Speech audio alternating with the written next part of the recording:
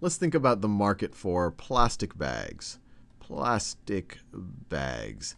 And I'm picking this market in particular because there might be some costs associated with plastic bags that aren't captured when you're only looking at it from the point of view of the suppliers or the consumers.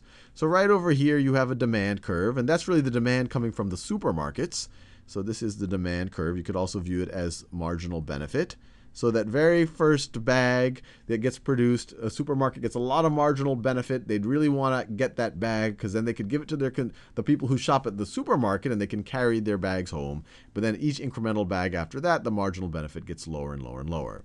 And this green curve over here, we've seen this multiple times. That is our supply curve, which we can also think of it as our marginal cost curve to produce that very first bag. The opportunity cost for that very first bag is looks like about a penny per bag, and then it gets higher and higher and higher as we produce more and more bags. And we have an equilibrium price and an equilibrium quantity. Our equilibrium quantity looks like it's about 3.5 million bags. We have an equilibrium price of about 2 cents per bag. And if this were all of the costs and all of the benefits, then this area right over here would show the aggregate total benefit that the ecosystem here, that the suppliers and the consumers or the supermarkets or the consumers in this case are getting from this transaction. Marginal benefit higher than marginal cost, marginal benefit higher than marginal cost. This whole area is our total surplus, and we've seen that multiple times. But now let's think about that added cost that plastic bags have that are not factored in to the costs and the prices or the costs and the benefits right over here. Plastic bags have a negative externality. Negative externality. There is a cost associated. So it's negative because there's a cost associated with plastic bags that is not being borne by either, in this situation, that is not being factored into the marginal cost curve. You can also have positive externalities, which are a benefit. Maybe you're talking about the market for trees and society benefits when more plants or more trees are being planted or whatever. And let's just say, and that negative externality that's coming from obvious things, these bags are going to be littered, they're going to be on the side of the highway, the city has to clean them up, there's environmental risks due to them, animals might eat them and choke on them, and turtles might drown and whatever else because they're choking on plastic bags or whatever else. And so they hire some experts, and this is not an easy thing to do, but it's determined that the negative externality of these plastic bags is 2 cents per bag. Or another way to think of it, the cost to society and the environment, above and beyond the marginal cost to the producers, is 2 cents per bag. Now, given that, if we assume this statement right over here, and it's not an easy thing to come up with this number, but if we assume that this number is true, what then is the optimal amount of bags to purchase? And what are we actually doing what is the optimal amount of bags to produce? And what are we doing when we do produce this much? And to think about that, let's create a new curve. This is the supplier's marginal cost. Let's create another curve that is the supplier plus society's marginal cost. So that first bag, supplier's opportunity cost is about a penny, but for society it's costing another 2 cents. So supplier plus society is costing almost 3 cents.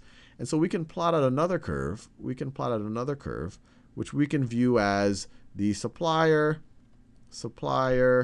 plus society marginal cost. So now we can think of things in terms of total benefit or total net benefit, I guess, that's happening. That very first bag, the supermarket that buys it is still getting that over 5 cents of benefit. But now if we think about the net benefit to society, it's not this whole height all the way down to a penny. It's only this part right over here. It's only the difference between 5 and 3 is the marginal net benefit. If you take the marginal benefit and you subtract out the total marginal cost, including the externalities. And so the next bag, the total cost gets a little higher, the marginal benefit gets a little bit lower, and it makes sense for society, we'll keep getting benefit from this. If we think of the entire ecosystem, we'll keep getting benefit until we hit this other equilibrium point over here. And once we get past that equilibrium point, now when we think holistically, when we think of the environment and the government and all of that, now all of a sudden the marginal cost of each incremental unit is higher than the marginal benefit. So if we were to produce beyond that, now we're incurring costs. Now we're essentially eating out all of the benefit that we would have gotten. And if we were to produce all the way to our old equilibrium point over here, in the way I look, just eyeballing it, this area is more, the purple area is more than the yellow area. We're now getting a negative total benefit to society, or you could say a negative total surplus. And we haven't visualized it this way in the past. It's unusual for us to see a deadweight loss on this side of the equilibrium point, but you could also view it that way. So this right over here is negative surplus. Negative surplus. And so what you really want holistically, if you are the benevolent emperor of this society, and you really want to factor in all of the costs and benefits of the plastic bags, the ideal thing, if you want to optimize the benefit in society, you would want the equilibrium price to be around here. That looks like about 350, and the equilibrium quantity to be, I don't know, this looks like about 1.8 million. And you would not want all of this excess quantity that is taking away, that is less efficient for society.